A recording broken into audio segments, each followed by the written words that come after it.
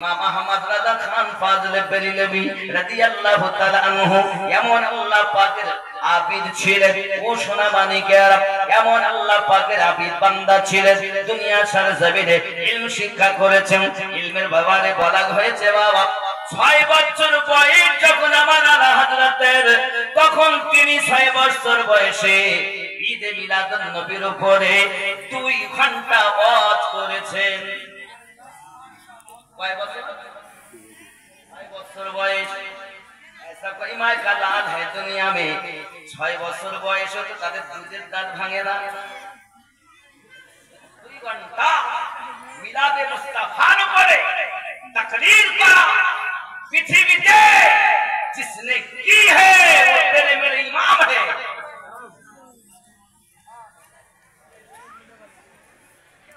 শুধু কি এতটুকু নাকি বাবা? 8 বছর বয়সে উনি ইলমেন নাহর উপরে 2 খণ্ডে সারা লিখেছেন। পাদটি কাজার নাম যিনি উপহার দিয়েছেন ইলমেন নাহর উপরে, 8 বছর বয়স তখন।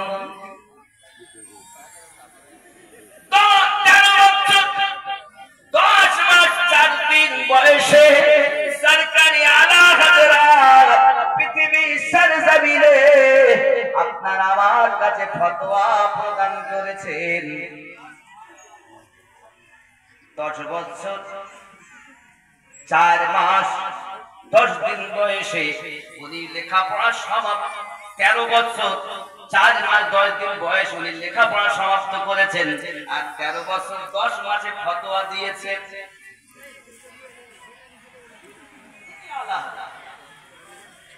বন্ধু আমার, পৃথিবীর সরজমিনে তার ইবাদতের তুলনা নাই। আব্বা আমার খোদা হযরত আলা হযরত এসেছেন আপনার ওনার দরবারে, একজন খাদিম এসে দেখতেছেন ওনার ঘামে ঘাম ছুটে যাচ্ছে, পাখা বন্ধ হয়ে রয়েছে। জিজ্ঞাসা করেন হুজুর, এই তো পাখা মাথার উপরে, পাখা চালালে তো আপনার ঘাম বার হয় না। ইমাম আহলে সুন্নাত বলেছিলেন, আমি যখন দিনের কাজ করি তখন আমি পাখা ব্যবহার করি, আহমদ রাজার দেহের জন্য বাতাস নয়। বন্ধু আমার, সরকারি আলা হযরত দেখি আমরা তখন চিনি যখন কাফেরের ফতোয়া দিতে হয়, তাছাড়া আমরা চিনতে পারি না ওনার ইবাদতের পাওয়ার কেমন। চলে যাচ্ছেন তিনি হজ মোবারকায়।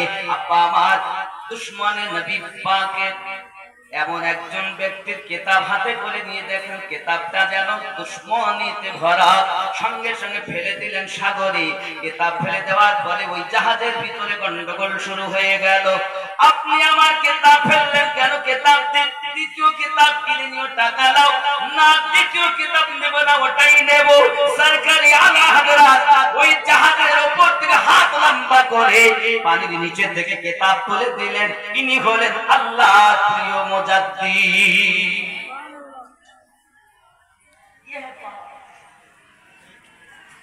আবু জাহেল গর্ত করেছেন নবীকে মারে। আল্লাহ পাকের দয়া, আমার আপনার নবী রাস্তা দিয়ে যাচ্ছে না, নামাজ পড়তে যাচ্ছেন না। আবু জাহেল যে খুললো সেই ভুলে গেল, সে যেতে গিয়ে কুয়াতে নিজে পড়ে গেল।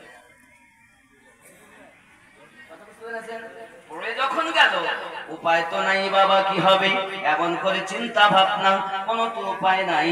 ওখান থেকে চিৎকার মারে, কারণ আবু জাহেল বলেছিল মুস্তাফা যখন পড়ে যাবে চেঁচামেচি করবে, চেল্লাবে, খবরদার তাকে যেন কেউ উঠাবে না।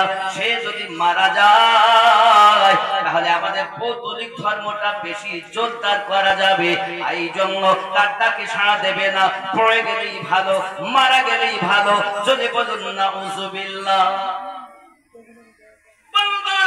নিজে যখন কুয়ায় পড়ে গেল, সবাই কানে আওয়াজ ভেসে আসছে। আওয়াজটা তো মুস্তাফার আওয়াজ নয়, আওয়াজটা তো আব্দুল্লাহর বেটার নয়, আওয়াজটা তো মনে হয় আমাদের গুরুদেবের আওয়াজ। ভালো করে কান করে শুনে, সত্যি তো গুরুদেবের আওয়াজ। ছুটে ছুটে তারা কুয়ার কাছে গেছে, গিয়ে দেখে গুরুদেব পড়ে রয়েছে। ওগো গুরু, এ কাজ হলো কেমন করে শুরু? Yes.